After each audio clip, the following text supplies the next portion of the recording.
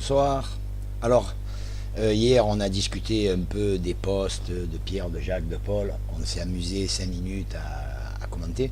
Aujourd'hui, on va faire un truc un peu plus sérieux. Enfin, on va essayer d'être un peu plus sérieux. Moi, je dis toujours, il vaut mieux rire des choses que d'en pleurer. Mais bon, là, en l'occurrence, il vaut mieux pleurer, je vous le dis.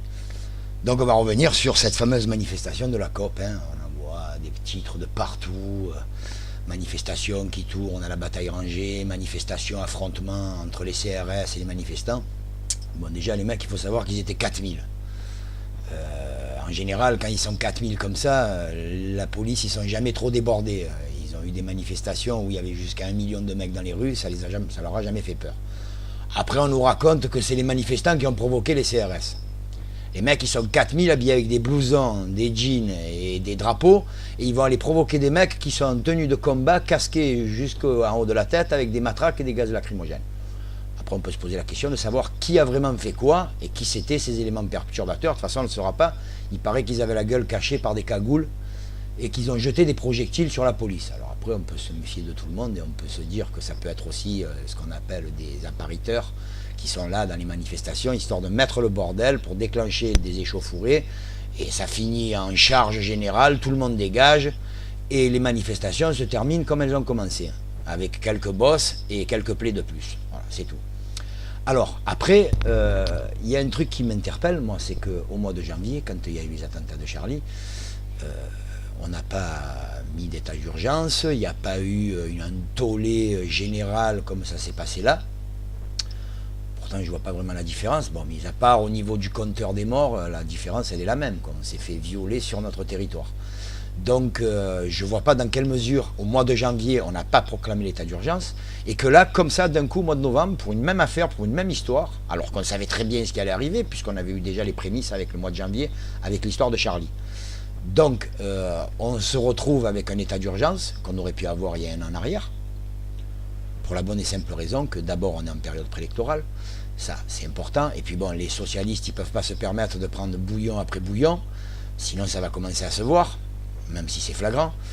Et surtout, on arrive à une période où il y a les fêtes, donc il faut que les gens se sentent en sécurité, parce que malgré tout, on mise sur une période économique qui sont les fêtes, sur lequel il y a beaucoup de gens qui travaillent et qui font quasiment un quart, voire même un tiers de leur chiffre d'affaires pour cette période-là.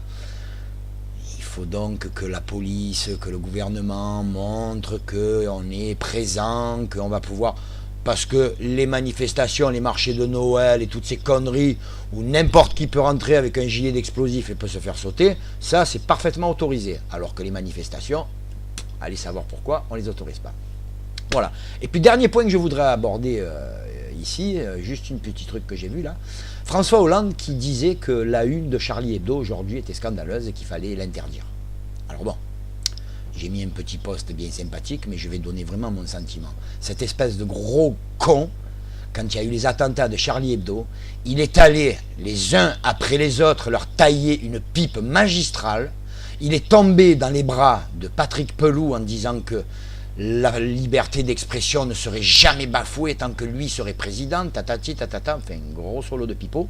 Tout ça pour nous dire 9 mois ou 10 mois plus tard que la une de Charlie Hebdo c'est un scandale.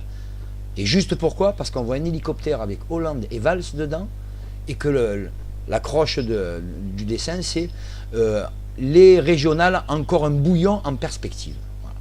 Dites-moi s'il y a de quoi faire vraiment un pataquès et de dire que c'est scandaleux que les socialistes vont se ramasser une pile aux élections, et que les deux pilotes qui sont aux commandes de cet avion, enfin de cet hélicoptère qui est en train de voler un peu comme il peut, hein, comme je le disais hier sur un com, la France est un bateau qui avance dans une tempête, toute voile affalée, et on prie tous à genoux pour ne pas aller s'écraser contre les rochers, quoi. Voilà ce qui se passe. En France, aujourd'hui, on est comme ça. Le commandant du bateau, il y a longtemps qu'il a abandonné son poste et qu'il nous a laissé crever. Alors bon, son second, pareil, hein, il s'est cassé lui aussi. Hein. Lui aussi, pareil, je vois des postes à droite, à gauche. Monsieur, il veut faire la guerre. Alors, on ne sait pas qui veut faire la guerre, mais lui, il se dit qu'avant les présidentielles, il faudrait bien qu'il fasse quelque chose, une action d'éclat, s'il ne veut pas se retrouver à jouer les troisièmes couteaux. Ce qui n'a pas envie, parce qu'il n'a vraiment pas envie de laisser le pouvoir au gros. L'autre, ça fait 3 ans qu'il dort debout dans ses pantoufles.